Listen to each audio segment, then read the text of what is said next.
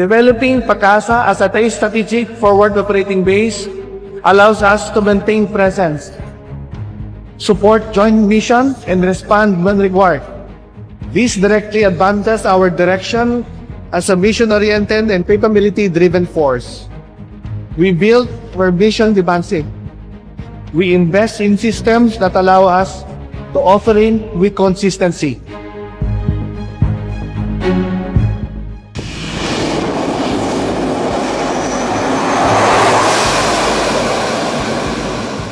China has a fully armed military base sitting inside Philippine territorial waters. And for years, the Philippines could do almost nothing about it.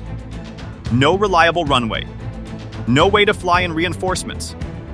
No way to move fast when it mattered. Just a crumbling grass strip on a tiny island, 270 nautical miles from the mainland, that turned to mud every time it rained.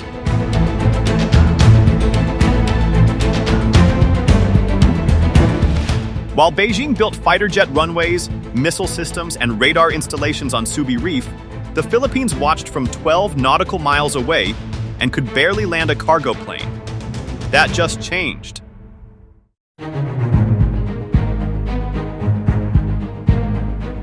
Two days ago, the Philippine Air Force completed and inaugurated a full basing support system on Pag-asa Island, a hardened runway, a new hangar, operational infrastructure built to sustain air operations in the most contested patch of ocean in Asia. For the first time, the Philippines has a real forward base staring directly back at China's most aggressive outpost in the Spratly Islands. This is what deterrence looks like when a smaller country decides it has run out of patience.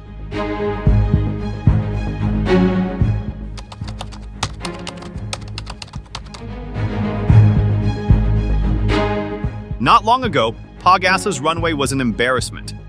850 meters of cracked, grassy strip that turned to mud every time it rained. Pilots needed 3 straight days of dry weather just to land a plane.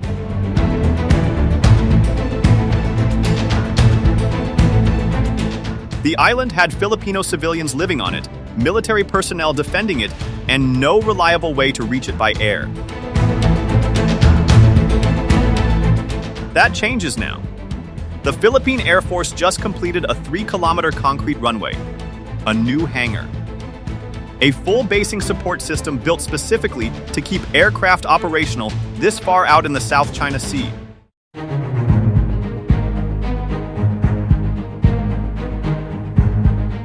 "270 nautical miles from the Philippine mainland. The AFP confirmed it. 100% complete.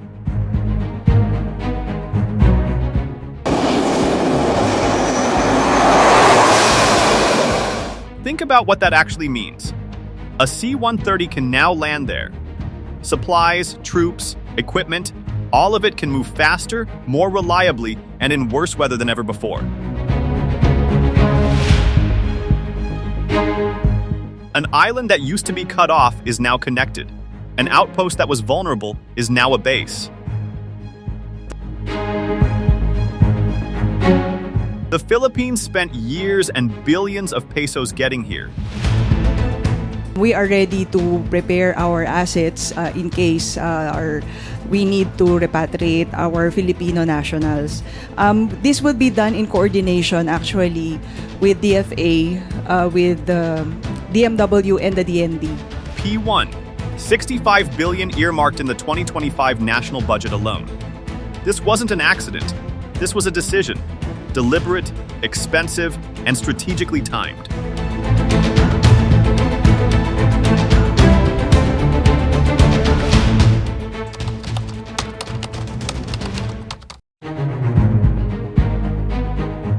To understand why Pag-asa matters, you need to look at a map. Subi Reef sits southwest of Pag-asa Island. Distance between them, 12 nautical miles.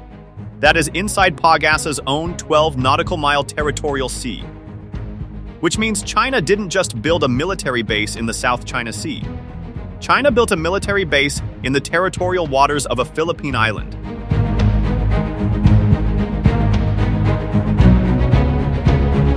And what did they build there? Not a fishing shelter, not a Coast Guard post. A fully militarized base, runways long enough for fighter jets, radar systems, hangars, anti-ship missiles.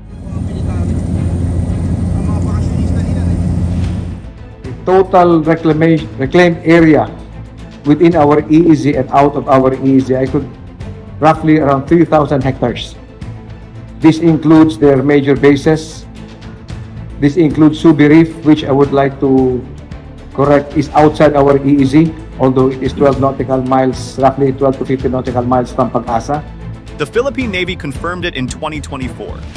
Subi Reef is fully militarized. Now picture this.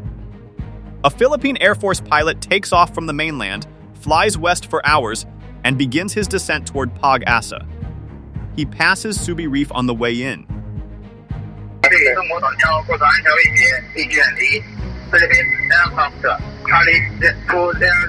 Last August, Chinese forces on that reef fired 16 military flares at a Philippine patrol aircraft making that exact approach. 16. And then came the radio challenge. This is Chinese territory. Leave immediately. The pilot didn't leave. That's the reality on the ground.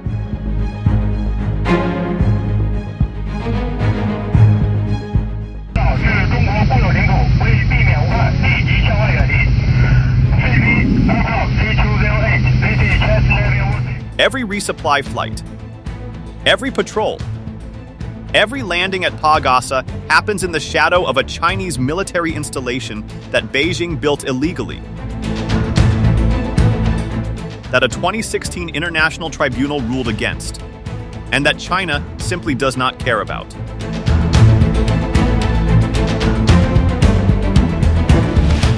The new runway doesn't make that threat disappear, but it means the Philippines now has something it didn't have before: the ability to show up, stay, and operate consistently, regardless of the weather, regardless of the radio challenges.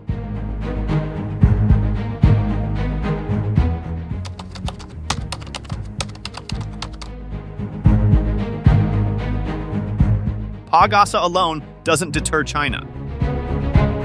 But Pag-asa isn't alone.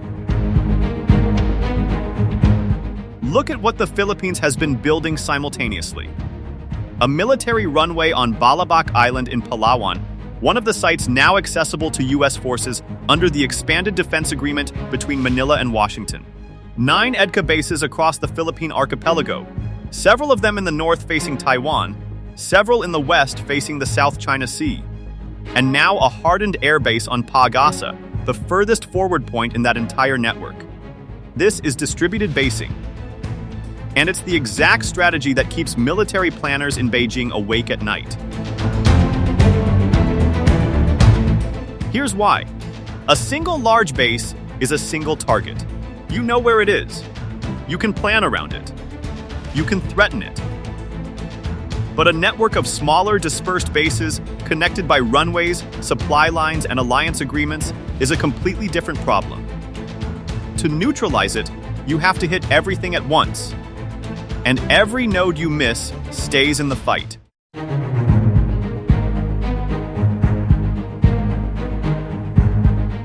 Pag-asa is now that kind of node. It can receive aircraft. It can store supplies. It has a Coast Guard district base, a permanent marine garrison, a Navy vessel stationed offshore. The Philippines didn't just build a runway, they built a sustained presence platform 270 nautical miles into contested water.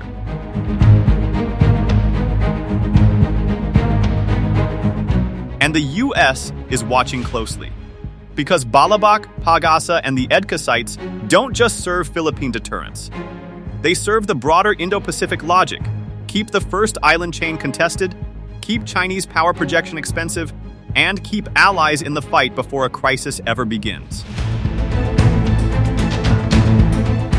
Beijing understands this.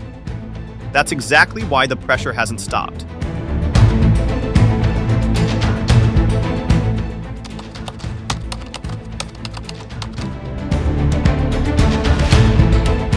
Beijing didn't wait for the ribbon cutting to respond. The pressure has been constant, calculated, and deliberately kept just below the threshold of open conflict. Water cannons, laser strikes, military flares, radio challenges, ship rammings.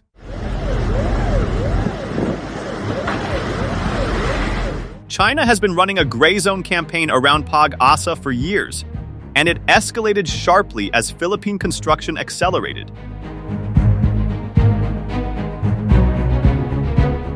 In October 2025, a Chinese Coast Guard vessel rammed and water cannoned a Philippine fisheries ship less than 2 nautical miles from Pag-asa Island. CCJ 5 o'clock on water cannon. 2 nautical miles, well inside the island's territorial sea. This wasn't an accident of navigation. This was a message, delivered in the form of a ship collision, sent directly to Manila.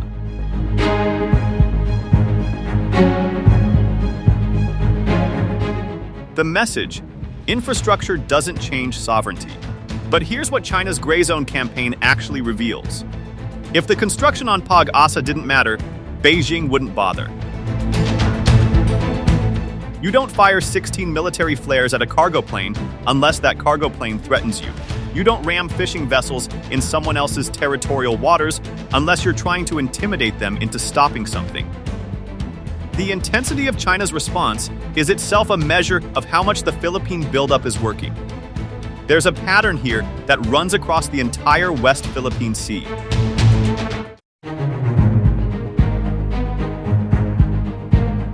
Every time the Philippines moves, resupply mission, construction project, patrol flight, China applies pressure. And every time the Philippines absorbs that pressure and continues anyway, the deterrence argument gets stronger. Not because the Philippines can match China militarily, but because it keeps proving that the cost of coercion keeps rising.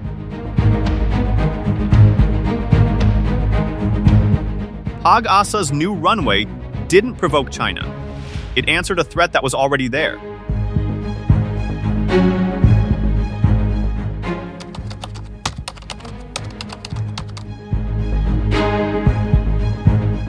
Here is the legal reality that sits underneath everything happening at Pag-asa. The new government here in Manila is grappling with what might be called catastrophic success. What comes next is obviously going to be a delicate balancing act. It is a time for cool heads. In 2016, an international arbitral tribunal in The Hague ruled decisively against China's 9-dash line. It struck down Beijing's sweeping claims over the South China Sea, including its claim over Pag-asa Island. The ruling was clear. The Philippines has sovereign rights here.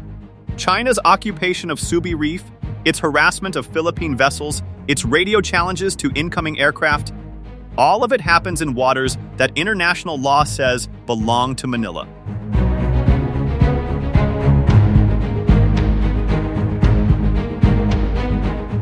China's response to that ruling was one word: no. Beijing called it a piece of paper. It ignored the tribunal completely and kept building, kept militarizing, kept pushing.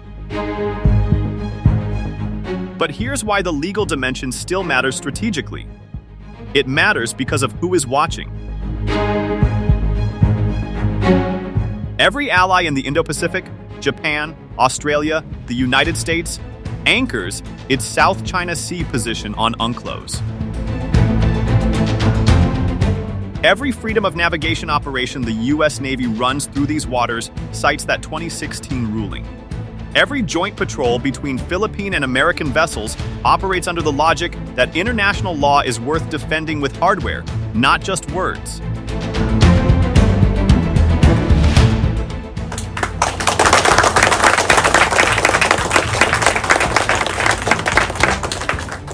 When the Philippines builds on Pag-asa, it isn't just pouring concrete. It is making a physical argument. It is saying that a ruling backed by international law will be backed by a runway, a hangar, a garrison, and an air force.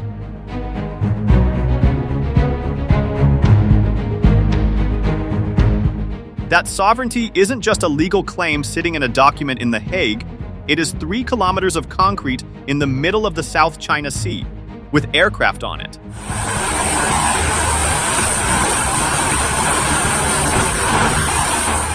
China can challenge every inbound flight. It cannot change what that runway represents.